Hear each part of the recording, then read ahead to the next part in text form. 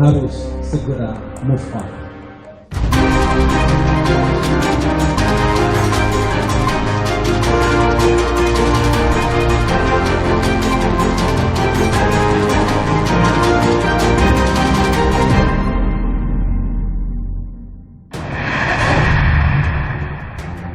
Pasca deklarasi Anies Caimin, Partai Demokrat pastikan akan kerjasama politik dengan partai lain.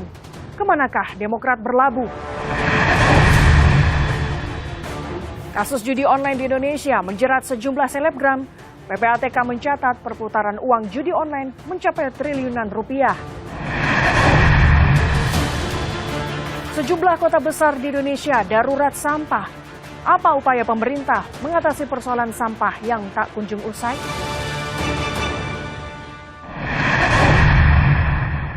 Halo saudara, bagaimana kabar Anda? Semoga Anda selalu sehat. Laporan khusus akan menemani Anda selama 30 menit ke depan, menghadirkan informasi penting dan menarik lainnya. Bersama saya, Gracia Adur. Inilah laporan khusus selengkapnya. Pasca deklarasi Anies Caimin berpasangan di Pilpres 2024 membuat peta koalisi kian dinamis. Ketua Umum Partai Demokrat, Agus Harimurti Yudhoyono memastikan Demokrat segera move on dan akan membuka kerjasama politik dengan partai lain. Sementara itu, PDI Perjuangan dan Gerindra mengaku membuka peluang untuk Demokrat jika ingin bergabung dan mendukung baca pres yang diusungnya. Lalu, kemana Demokrat berlabuh? Kira-kira gini, lebih baik minta maaf daripada minta izin. Kita harus segera move on. Hari ini kami, keluarga Partai Demokrat, dengan berbesar hati, dengan kerendahan hati, menyatakan move on dan siap menyongsong peluang-peluang baik di depan. Ketua Umum Partai Demokrat Agus Harimurti Yudhoyono memastikan Demokrat segera move on setelah koalisinya bersama Nasdem dan PKS putus di tengah jalan. AHY menegaskan Partai Demokrat akan membuka kerjasama politik dengan partai lain.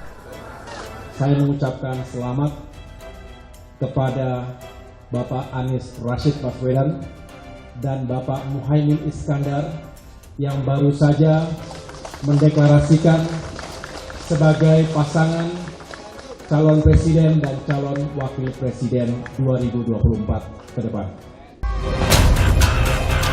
Sementara itu, Sekjen PKS Abu Bakar Al-Habsyi menilai kehadiran PKB ke Koalisi Perubahan merupakan tambahan kekuatan baru dan mengajak Demokrat kembali bergabung.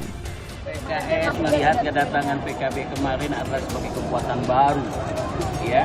Dan saya yakin percaya juga Demokrat semoga hatinya bisa terbuka untuk comeback bersama kita. Namun Demokrat mengaku tak mau lagi kerjasama politik dengan Surya Paloh dan Anies Baswedan. Melangkah ke depan dan tidak melakukan perjudian. Jadi tawaran untuk comeback tidak akan mungkin terjadi ya? Masa kita mau ke sana lagi? Kita meninggalkan dia, bukan kami yang meninggalkan loh. Mereka yang meninggalkan kami dan karena tetapi namanya politik ya ini adalah rumahnya dan lebih baik kami melangkah ke depan segera akan membuka komunikasi dengan pihak-pihak sahabat yang lain. Keharusan bagi parpol memberi dukungan di Pilpres diatur dalam Undang-Undang Pemilu Pasal 235. Sehingga mau tidak mau Demokrat harus berkoalisi dengan parpol lain mendukung capres agar tak kena sanksi di pemilu berikutnya. Lalu, kemana Demokrat berlabuh? PDI Perjuangan masih membuka peluang bagi Demokrat jika ingin bergabung mendukung Ganjar. Ketua DPP PDIP, Puan Maharani menyebut akan kembali menjajaki kemungkinan koalisi dengan Demokrat. Tentu saja setelah ini kita mungkin akan melakukan silaturahmi untuk menjajaki kemungkinan-kemungkinan yang ada. Tak hanya PDIP, Partai Gerindra pun membuka pintu bagi Demokrat bila mau mendukung baca pres Prabowo Subianto.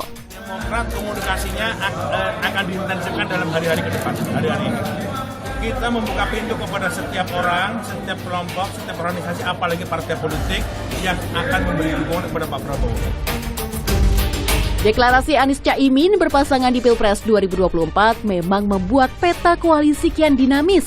Sebelumnya, Ketua Majelis Tinggi Demokrat Susilo Bambang Yudhoyono menyebut pendekatan yang dilakukan Partai Gerindra dan PDI Perjuangan sebagai ajakan yang tulus dan serius. Saya harus jujur mengatakan bahwa cara seperti itu adalah cara yang baik. Sah, tidak salah, dan dibenarkan dalam demokrasi, dalam dunia politik. Ajakannya pun saya dengarkan juga tulus dan serius. Dilakukan secara terbuka, publik juga tahu.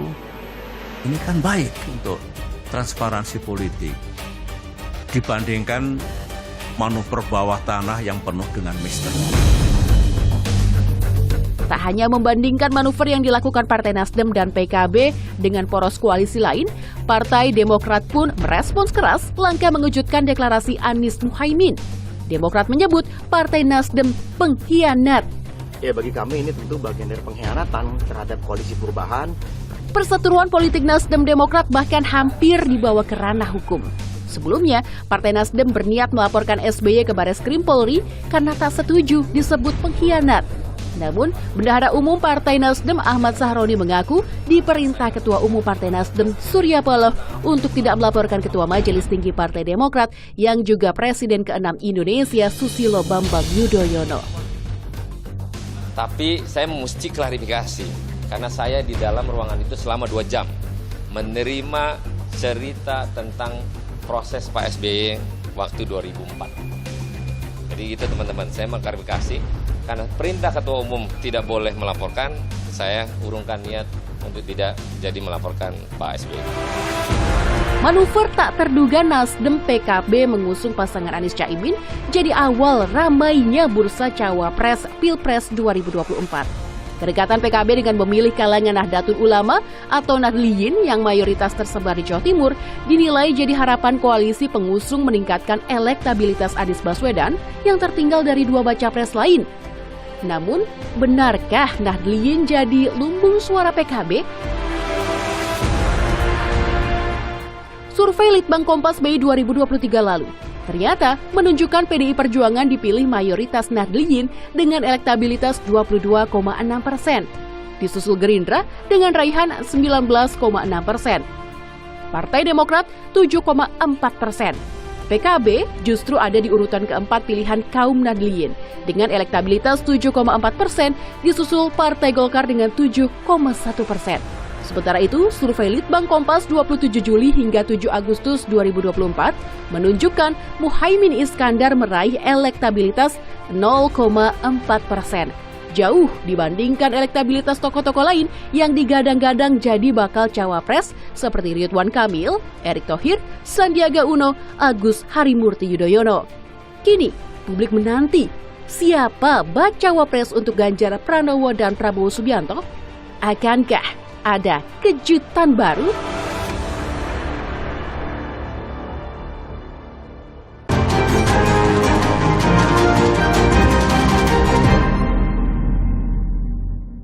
Saudara, kasus judi online di Indonesia marak terjadi lantaran sejumlah selebgram turut mempromosikan melalui akun media sosialnya. Pusat Pelaporan dan Analisis Transaksi Keuangan atau PPATK mencatat perputaran uang judi online mencapai triliunan rupiah. Polri dan Kemenkominfo pun melakukan berbagai upaya memberantas judi online dengan pemblokiran konten dan kerjasama PPATK guna membatasi ruang gerak pelaku judi online.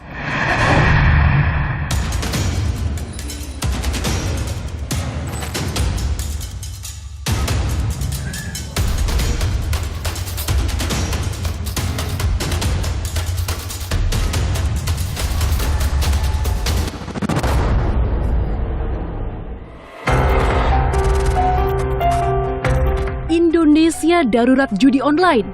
Kasus judi online makin marak terjadi lantaran sejumlah artis dan selebgram turut mempromosikannya. Alhasil, sejumlah selebgram di Jawa Barat dan Jawa Timur yang diketahui promosikan situs judi online di akun media sosial mereka ditangkap polisi. Mirisnya, beberapa di antara selebgram tersebut masih berstatus pelajar di bawah umur. Mereka mengaku tergiur dengan iming-iming uang instan. Adapun modusnya Mereka ini dihubungi oleh admin situs judi online yang ada di luar negeri. Kemudian mereka menerima tawaran untuk memposting situs-situs judi online. Selain selebgram, selebritas terkenal tanah air Wulan Guritno pun menjadi sorotan. Wulan diduga mempromosikan judi online di akun media sosialnya tahun 2020 lalu. Polisi berencana memanggil Wulan Guritno untuk klarifikasi. Keterlibatan artis dan selebgram dalam promosi judi online dikhawatirkan membuat praktik tindak pidana ini kian masif. Maka, konsekuensi hukum menanti mereka yang promosikan judi online. Kepada influencer yang followernya mungkin juga cukup banyak dan bisa mempengaruhi netizen, ya, seperti selebgram, artis, dan lain sebagainya, ini untuk tidak melakukan atau tidak mempromosikan judi online. Apabila masih ditemukan, kita akan melakukan langkah-langkah tindakan atau melakukan proses pidana terhadap yang bersangkutan. Polri memang terus galakkan pemberantasan judi online. Catatan Polri menunjukkan kasus judi online meningkat dari tahun ke tahun.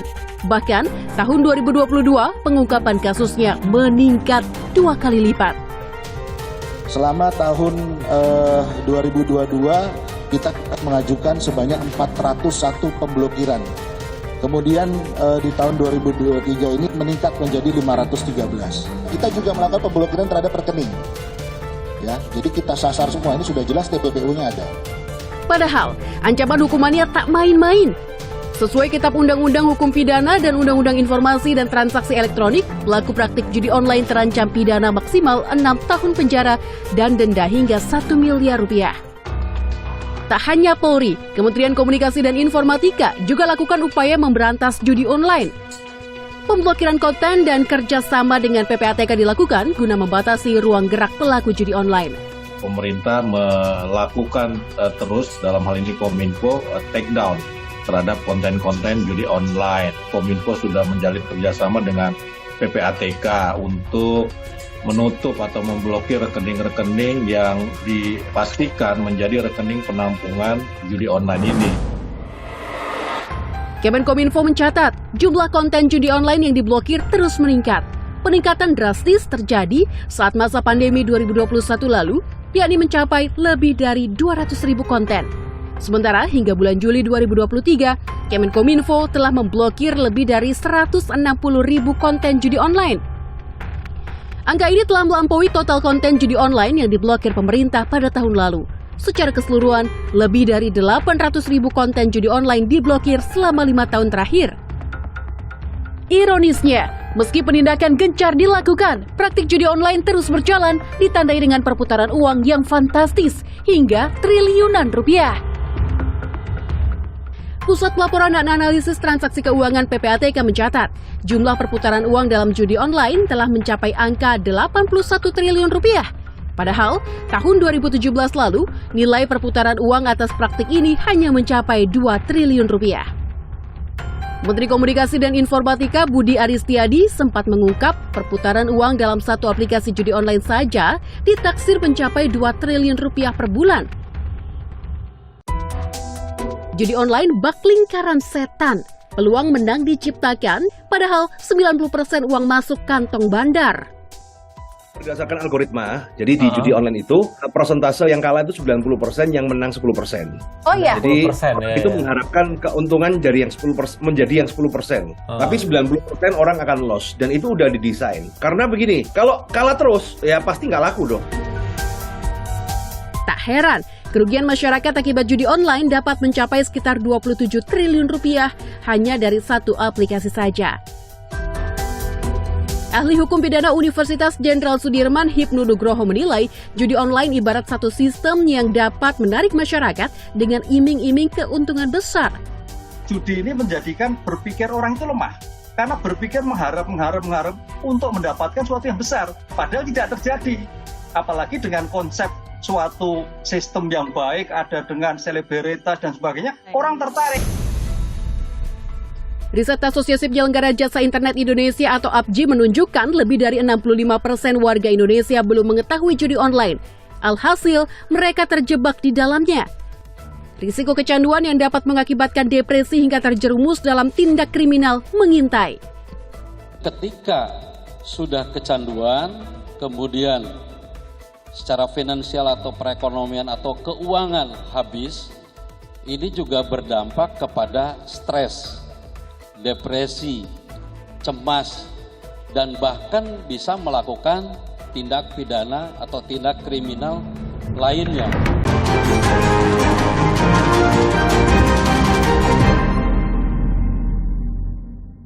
Saudara, sejumlah kota besar di Indonesia mengalami darurat sampah. Sistem dan manajemen pengelolaan sampah yang belum mumpuni membuat sampah bermuara di tempat pembuangan akhir tanpa solusi. Lalu apa upaya pemerintah mengatasi persoalan sampah yang tak kunjung usai?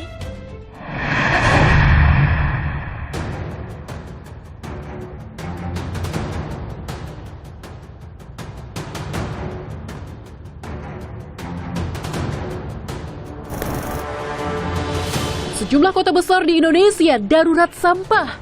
Bandung, Yogyakarta, hingga Bali dikepung persoalan sampah yang tak kunjung usai. Di Bandung, Jawa Barat, pemerintah Kabupaten Bandung Barat menetapkan status darurat bencana usai tempat pembuangan akhir atau TPA Sarimukti di Kecamatan Cipatat terbakar hebat. Lebih dari 2 pekan, terhitung sejak 19 Agustus lalu, api membakar lahan seluas hampir 20 hektar atau 95% TPA Sarimukti. Api diduga berasal dari puntung rokok yang dibuang di area TPA. Api sulit dipadamkan karena besarnya gas metan yang terjebak di dalam tumpukan sampah. Kebakaran TPA Sarimukti membawa dampak luas. Sejumlah tempat penampungan sementara atau TPS di kota Bandung menumpuk. Selain itu, akibat kepulan asap kebakaran TPA Sarimukti, 363 warga menderita infeksi saluran pernapasan akut atau ISPA. 9 sekolah di Bandung Barat juga terpaksa ditutup sementara. Berbagai upaya pemadaman telah dilakukan, mulai dari menerjunkan helikopter waterbombing atau pengebom air hingga mengerahkan belasan unit mobil pemadam kebakaran. Bisa dilihat sendiri kondisi di wilayah hari ini di TPA Sarimukti ini, asapnya begitu pekat. Ini saya sudah menggunakan masker double saja masih merasakan asapnya cukup lumayan ini, agak-agak sesak juga. Sudah terus-menerus nih mobil damkar sudah bolak-balik wirawiri untuk penyemprotan. Tapi karena memang cuacanya masih panas, di permukaan cepat kering. Kini, kebakaran telah mereda, namun api belum padam total. TPA Sarimukti akhirnya kembali dibuka pada 1 September lalu. Namun, TPA Sarimukti hanya dapat menampung 8.600 ton sampah hingga 11 September mendatang. Tak hanya di Kota Kembang, darurat sampah juga terjadi di daerah istimewa Yogyakarta. Miris, akibat tak dapat menampung tumpukan sampah, TPA Regional Piungan Bantul terpaksa ditutup sementara selama 44 hari, mulai 23 Juli hingga 5 September 2023. Tumpukan sampah pun berserakan di berbagai sudut kota pelajar itu, salah satunya di kawasan Alun-Alun Kidul. Padahal lokasi ini merupakan ikon pariwisata dan padat wisatawan.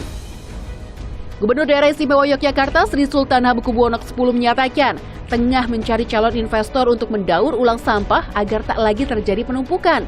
Makanya kalau nggak gitu nanti di situ kasih sampah lagi, ya nggak menyelesaikan masalah. Nanti persiapannya juga mundur lagi.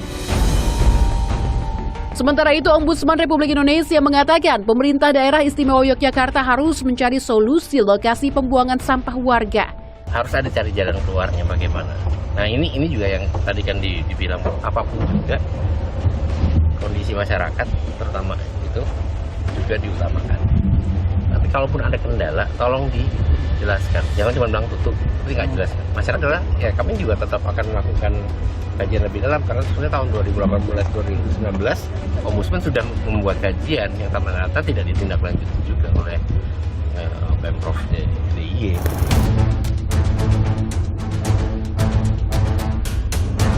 Pulau Dewata Bali pun tak luput dari darurat sampah. Rasio sampah satu warga Bali hampir mencapai 3 kg per hari. Padahal idealnya di bawah 1 kg. Selain itu, Bali belum memiliki sistem dan manajemen pengelolaan sampah yang mumpuni. Rata-rata, sampah yang bermuara di TPA hanya ditimbun menjadi gunungan sampah. Kepala UPDT Pengelolaan Sampah Dinas KLH Provinsi Bali, Nimade Armadi mengungkap TPA Suwung sudah overload alias melebihi kapasitas. Cuma di Bali masih melaksanakan pengelolaan sampah secara konvensional, artinya kumpul, buang, angkut. Belum ada pengolahannya. Inilah menyebabkan hampir semua TPA itu mengalami overload. Mestinya kan yang boleh dibuang ke TPA seperti ini kan cuma residu saja. Tapi kenyataannya semua sampah hampir 96% sampah masih tertumpuk ke TPA. Gubernur Bali, Iwayan Koster, mengakui masalah pengelolaan sampah merupakan momok Bali sebagai ikon pariwisata dunia dan Bali harus berbenah. Bagi Bali, karena merupakan tujuan wisata utama dunia, kebersihan itu adalah salah satu faktor yang menentukan kenyamanan para wisatawan yang berkunjung ke Bali, baik wisatawan domestik maupun juga wisatawan mancanegara. Karena itu Bali ini harus di-create sedemikian rupa dia berbudaya, dia indah, dan dia bersih. Informasi tadi sekaligus menutup perjumpaan kita. Tetap pantau terus informasi pemilu 2024 hanya di Kompas TV independen terpercaya. Saya Gracia Adur, pamit undur diri, sampai jumpa.